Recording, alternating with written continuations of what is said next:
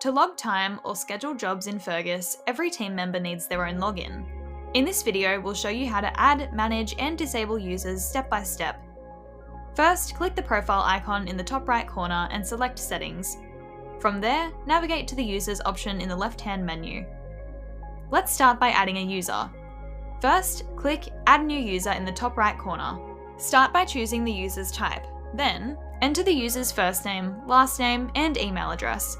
This email will be used for their login. You can also add their phone number if you have it, but this is optional. Now, add their pay and charge out rates.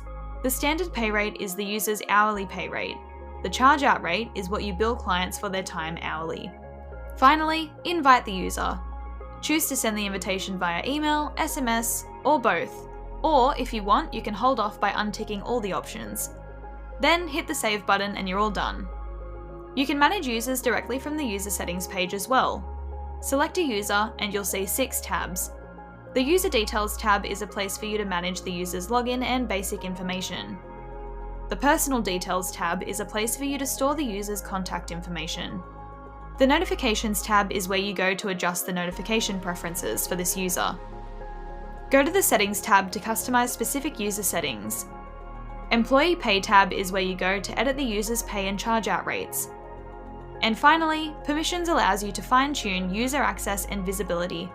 Click Edit Permissions and go through the permissions to make sure you're happy with them. Pro tip: if multiple users need the same permissions, save time by using the Copy Permission Profile option. Set up permissions for one user, then apply them to others with just a click. Finally, if a user no longer needs access to Fergus, you can disable them in the User Settings page as well. Go to the User Settings page, click the 3 dots button next to their name, select Disable User to deactivate their account. And that's it! Now you know how to efficiently add and manage users in Fergus.